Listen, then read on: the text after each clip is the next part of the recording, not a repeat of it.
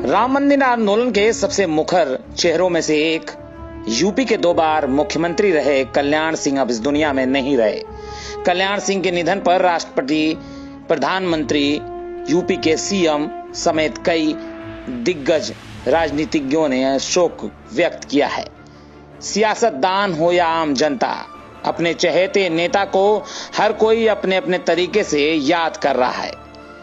साल 1996 के विधानसभा चुनाव में एटा के जिजियासी मैदान में भारतीय जनता पार्टी की चुनावी रैली होनी थी।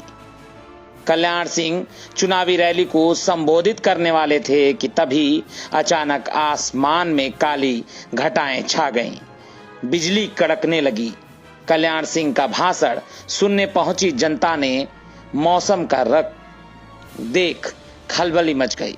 घनघोर बारिश की आशंका से लोग खिसकने का मूड बनाने लगे। इसी बीच कल्याण सिंह मंच पर पहुंचे और माइक पकड़ते ही बोले, हेलो रामलला, मैं कल्याण सिंह बोल रहा हूं। अभी एक सभा होनी है, जब तक सभा चले तब तक वर्षा न हो। कल्याण सिंह का इतना कहना था कि भीड़ जाते जाते रुक गई। संयोग था, जब तक सभा चली बारिश नहीं हुई और जैसे ही सभा समाप्त हुई तेज बारिश होने लगी। यह देख भीड़ कल्याण सिंह की जय जयकार करने लगी। इस चुनाव में एटा से बीजेपी को 8 में से 5 सीटों पर जीत मिली थी। पूर्व मुख्यमंत्री कल्याण सिंह को एटा और कासगंज के लोगों से बेहद लगाव था। ऐसा कभी नहीं हुआ कि जब वे 6 महीने के अंदर एटा न आए हों। एटा के सैकड़ों लोगों के नाम कल्याण सिंह की जुबान पर रहते थे। राजस्थान का राज्यपाल बनने के बाद सड़क हादसे में एटा के पूरा गांव में 22 लोगों की मौत हो गई थी। तब कल्याण सिंह से रहा नहीं गया, वे लोगों को सांत्वना देने के लिए एटा आए थे। गांव पहुंचकर मृतकों के परिजनों से मिले।